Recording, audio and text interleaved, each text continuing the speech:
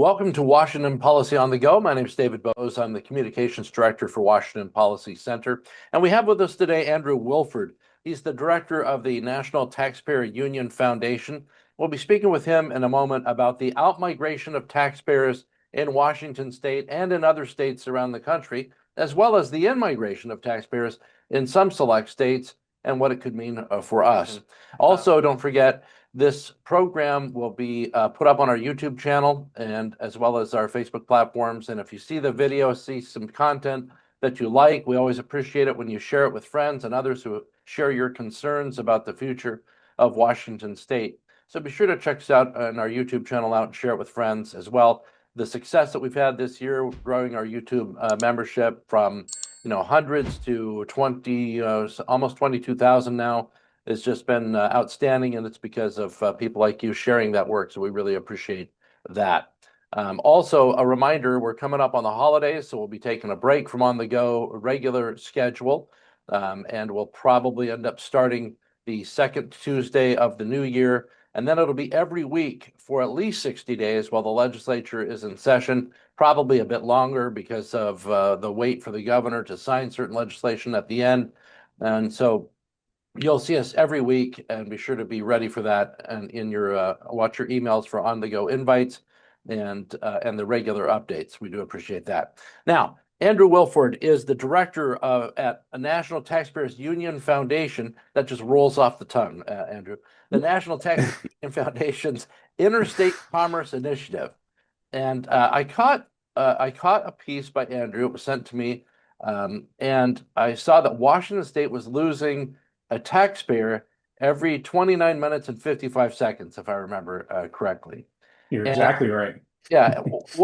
So first of all, how do we know that we're losing the taxpayers at every 29 minutes and 55 seconds in Washington State?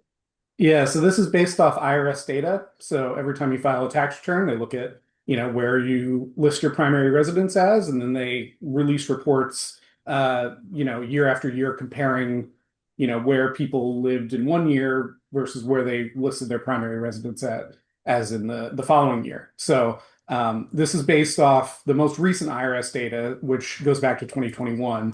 They're real on top of things real fast over there at the IRS, but that's the most recent data we have, and it's looking at sort of that comparison between years. So that's a chilling thought, because in Washington State, we've had a number of taxes increase since then. But where do we rank in terms of the rest of the states? How does Washington look compared to all 50 states?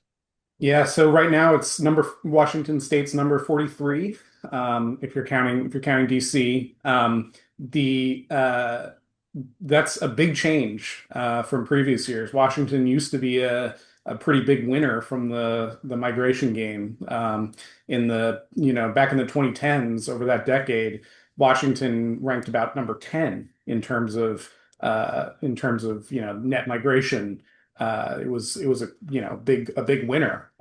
So to drop from number 10 to number 43 in a space of a few years, that's reflective of how people are viewing the sort of shift in policy that we're seeing in Olympia. So we can emphasize that the out-migration that you're talking about, the one taxpayer leaving every 29 minutes, 55 seconds, that's net. You're calculating also those who are coming into the state for various reasons, as well as those going out. Right. If you count people coming in and subtract it from people going out, that's what you end up with. Does the data tell us anything about who, I mean, obviously in broad terms, socioeconomically, who's leaving the state? I mean, from the economic side of things, it's certainly wealthier taxpayers. I mean, so the IRS breaks it down into income brackets. The largest one is people making more than $200,000. People in that bracket are leaving Washington about once every hour and a half. So that's a big chunk of what is not a big chunk of the population making up this migration trend. Yeah, I wanted to emphasize that, because one of the things people forget is that is a much, much smaller piece of the pie. So when you have that frequency, it's a much larger amount of people of that category. And you know, one of the things people forget is that those are the individuals that can afford the luxury items that other people are providing and working for, whether it's restaurants and high-end vehicles and boats and luxury hotels and all these kinds of things. There's a spillover effect where they're providing the income and the opportunity for others down the chain, so to speak. Yeah, and this isn't, I mean, as you said, there's been a few changes since then. This isn't even considering Bezos, who I think moved back in 2023. This isn't factored into that yet. So there'll be a big jump in the sort of outgoing income or income earned in the state of Washington around that year. What does the rest of the West Coast look like? Oregon and Washington. I'm sorry, Yeah, Oregon, I'm California. Yeah, I mean, pretty similar, but it's really a clear difference between the coast and the states that are just inland from the coast. So, California is number 51. Again, if you're counting DC, that probably doesn't surprise many people. Someone's leaving California every minute and 44 seconds, so that's even more extreme than Washington, but not good company to be lumped in with. And Oregon, someone's leaving every hour and 16 minutes.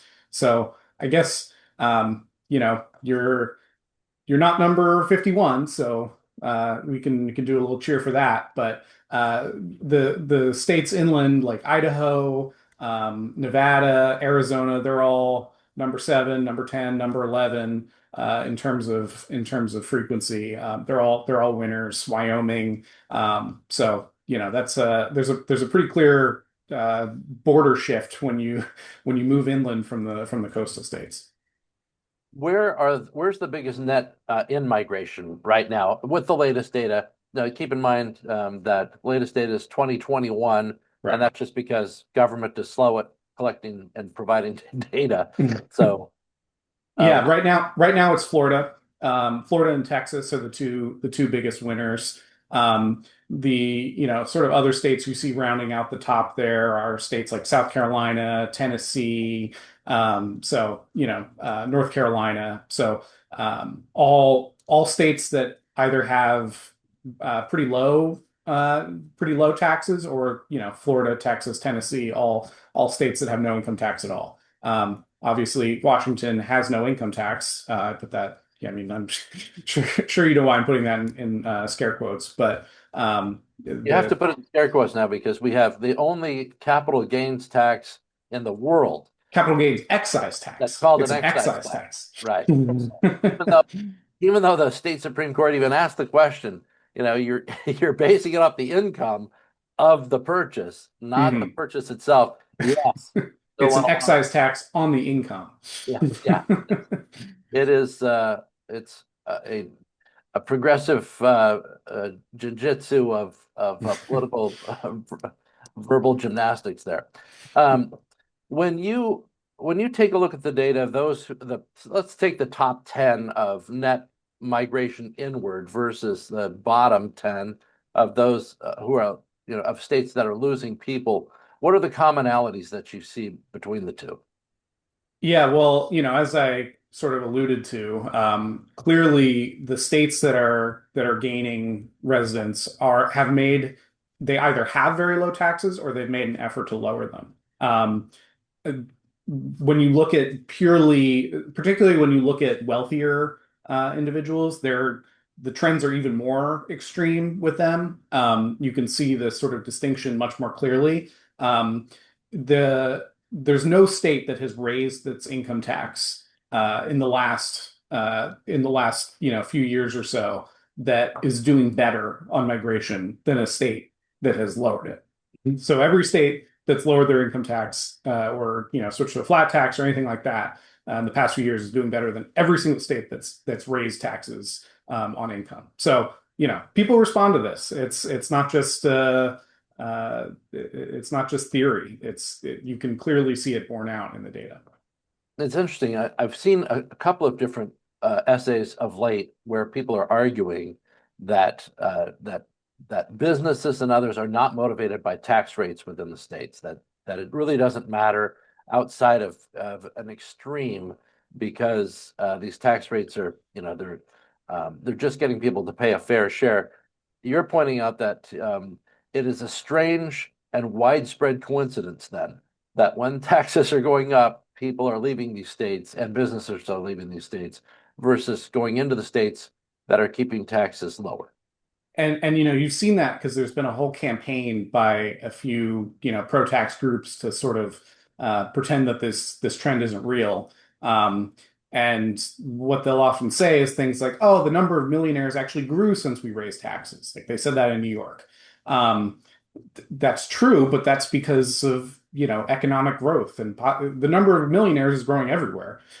In New York, the share of millionaires in New York has dropped drastically in the past few years. And anytime you actually look into the data, you can see that it's very clear that migration has an impact. Whether you think, whatever you think about how that should inform policymaking, that's just the reality of it. And people You trying to make, pretend otherwise are just kind of burying their heads in the sand. yeah, you make a good point there because there might be those who say, well, it's worth it. It's worth it to have the outmigration of a certain number of taxpayers in order to create a more progressive tax system where there's higher taxes on the wealthy. People have certain values that way, but it's the denial of the reality that really gets me. Where it's important to take a look because in many cases, if you value certain social programs or environmental programs or the payment at a certain rate for public schools and other things, you have to take a look at the people that are disproportionately paying a lot of that, and they might have a lower overall tax bracket, which is arguable, but there's a lot of wealthy people and wealthy businesses are paying for those things that are priorities, and if you drive them out, well, all of a sudden you've got a bigger problem. Yeah, and I think a lot of the sort of confusion around this tends to get the people tend to also point out like, hey, it's not true that we will lose revenue immediate in the short term if we raise taxes. Like, yes, if you raise, assuming you don't do 100% income tax or something silly like that, if you raise taxes, you're probably going to raise revenue over the short run. That's also true. But the problem comes in the long term where you're eroding your tax base, you're shrinking it, and you're pushing out the people who pay disproportionately more in order to fund programs that, by their nature, often tend to benefit people who don't pay as much. So that's just the long-term math problem that, again, if that's how you want to, if that's where your priorities lie, maybe you think that that's a worthwhile trade-off, but that is part of the problem. I mean, in Washington, we're estimating that for 2025, at both the state and local revenue, migration in just the year 2025 will reduce state and local revenue by about $77 million. That's significant cash, and it's got to come from somewhere. So, again, it's not to say that you can't possibly figure things out and cobble together a budget that looks like it balances in the short term, but it's just compounding the problems in the long term. Want to emphasize to everyone that the data we're talking about with Washington State being 43rd, dropping from 10th with in-migration back in the early 2010s to 43rd now, that does not include the largest tax increase in history that we had last year or the other taxes that went up in the previous legislative sessions that led the current governor to point out that we need to break from the reckless spending. In his inaugural address, he pointed out we have this unsustainable spending approach. Then last year, we continued that unsustainable spending approach, and there's already new proposals for new wealth taxes and other things.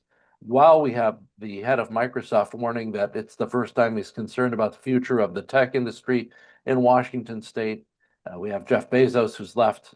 He's switched residences, and there's been a number of I'd like to call them canaries in the coal mine, but they're more like canaries laying at the bottom of a cage at this point, telling our lawmakers that a change of course may be needed and a reset of what the boundaries are of the possible. I did want to point out this doesn't apply to you, Andrew, but just for folks out there in Washington State, we do have on our Take Action page at washingtonpolicy.org, we have this ability to go on, you click, for example, right now, the no new taxes take action page, and that enables you to send an email to your two state representatives and your state senator and the governor all at the same time. You can create the email of your choice. We have some samples in there that you can send, but you can construct it to say whatever you want to say, and then you click send, and it sends to all of those people. Now you have to put in your address, because when you're dealing with state reps and state senate, they have to know where you live in order to figure out where the address goes. But that's it, and it's a great tool to be able to very quickly go and have your voice heard. And it's important at this stage in Washington State to get that voice heard, because the legislative session starts, I think, January 13th. I know everyone's mind is on the holidays and Christmas, but we've got brand new giant wealth taxes and payroll taxes and income taxes by other names, and even the actual name that are being proposed from Olympia now. So it's important to get that out there right now. Andrew, I know we mentioned that this data is from 2021, but having heard now, maybe you're already aware, but we did have the largest tax increase in history last year. It was not even close. I mean, I think the previous largest increase was somewhere around the $3 billion range, maybe 2.5 or so. This one was between 9 and 12, depending on how you count it. Just a massive increase in taxes across the board. And already we're told that we're in this deficit because there was a lot of one-time money used for long-term expenses, and there was some wishful modeling in order to justify certain programs, so that, if you were being realistic with your models, you'd have known that it was not going to pencil out. But we never see that here in Washington, D.C. So shocking. Is governments do some great modeling on there. So they're the true supermodels. I mean, it's just an ugly thing to see. So, but knowing that, we can expect, I'm guessing, that the next time around, if we're going to interpret our tax policy by the clock, which is what your report is doing, we'll see an even faster exodus of taxpayers. Yeah, I mean, we've seen these trends accelerating for quite a few years now, and I think the point you make about the proposals is important too, because taxpayers aren't just robots who are looking at their tax rate every single year, their all-in effective tax rate every single year, and comparing it to the previous year. They also recognize when the environment in a state has become unfriendly to them. And if there's constantly proposals being thrown out for wealth taxes and new taxes on the 1%, and that's what everyone's talking about, even if they haven't actually passed yet, people take notice of that, and they say, "Hey, I don't want to live in a state where I'm watching my back every single year, seeing what new hits are coming down the pipe. I'm going to go move to a state like Florida, where I know they're not going to. They're talking about how they can cut taxes there. I want to go live there. That's how people think about this stuff. So I think it's more than just the actual numbers. It's also about people want to live in a state where they feel like their tax dollars are at least there's at least an effort by their politicians to recognize that taxing people is something that is a necessary evil, and not a convenient solution to inconvenient problems. Yeah, I mean, it's easy for people. There is an argument that comes up almost every time raising taxes is proposed, that if you oppose it, then you're just a knee-jerk person who doesn't want any government at all, and you're not doing anything. Regardless, but that's just a way of trying to preempt debate about what is the appropriate level of expenditure, and even more fundamentally, is the money being spent appropriately to accomplish what it's supposedly set out there to accomplish. We have our report card for Washington's future that we released this year, looking back at the last 12 years or so of the previous Governor Inslee's administration. We pointed out that while education spending per pupil has skyrocketed, our results have plummeted in Washington State. We're below Mississippi, and yet even this year we have legislators saying, "Oh, look, we're not spending enough per capita. We've got to push for more." without looking at whether or not money was the problem or is it something else. And if you can point to other places where you're accomplishing better results for fewer dollars, then it's probably not money that's the problem. Yeah, I mean, if when people recognize the two kind of important truths about funding government, which is one, more money doesn't always mean better, and two, trade-offs exist. With those two simple, simple aphorisms, you can kind of you can kind of get past a lot of the silliness that goes on at the legislative level. Unfortunately, a lot of people haven't gotten past those two. So that's really what makes the conversations a lot more difficult when people try and act like acknowledging those trade-offs is in any is in some way is saying that you don't want anything, you don't want any services, you don't want you don't want education. That's not true. There's trade-offs, and we have to work through them. Do we have any idea when the next round of data will come from the IRS for this? Well, the shutdown, I mean, the shutdown has made things a little more complicated. So the IRS is behind a little bit on the data, but in theory, sometime in the next, 6 months or so. But we've there's been a lot of things that have been in theory supposed to release in a certain time frame that have not. So it's we'll see about that. Another thing Big Washington has in common with the state of Washington. Well, Andrew, in the course of our conversation, we have almost said goodbye to one more taxpayer. So I very much appreciate you making the time for Washington Policy Center. You got to laugh or you cry.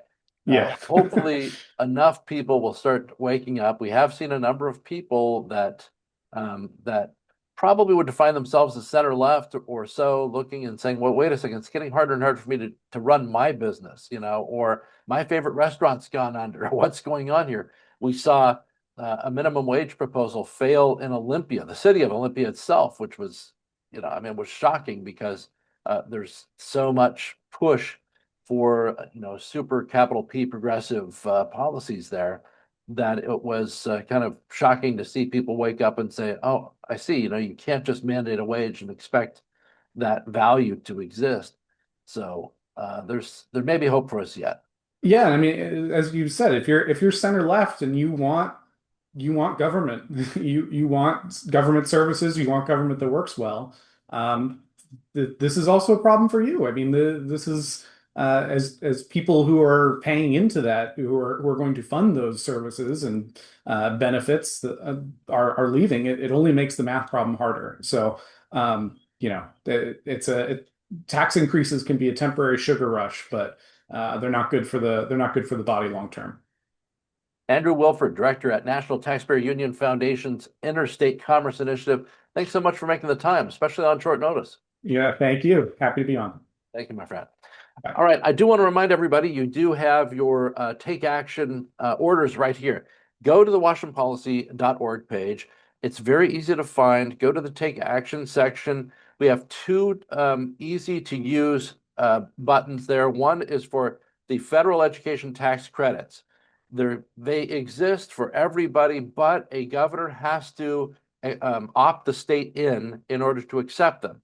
So this would be private donations that would get a tax credit in order to fund these scholarships that would enable students to get things like tutoring, special education assistance, after school programs, music, things like this. If you know a parent or a grandparent out there that is concerned about education, make sure you show them that page. It's very easy to let your voice be heard. Otherwise, Washington donations will just go to other states, to other kids. So it's not a question of whether or not people have the ability to donate. It's a question of whether or not Washington students will benefit from any of those federal education tax credits. Secondly, we have the proposal for the call for no new tax budget in Olympia this coming session. We had the biggest tax increase in history last session. They're already asking for more. And we have some of our biggest industries saying, look, you have to understand, other states are all trying to figure out how to get more of our business here. Washington is the only place that's asking us or telling us they're looking for new ways to tax us here. Not a good place to be in a competitive environment. So go to that page. You can send with a little bit of your time, 2 minutes. you'll be able, or less actually, you'll be able to send emails that you create to your 2 state reps, your state senator, and the governor all at once. So check out the Take Action page, share it with friends, make it easy, and let's let Olympia hear our voices. Andrew Wilford, thank you so much. Thank you, all of you, for watching. And remember, it will be on our YouTube channel, but you can share this video whenever you want. And we hope that you do, and that it is something that we really look forward to. And that's where the majority of our viewership is. So be sure to send it whenever you can. Thank you, and we appreciate you watching here at Washington Policy on the Go. If you found this informative, share it with a friend and consider checking out one of our suggested videos over here. Make sure you're subscribed so that you can stay up to date with the latest policy news from Washington.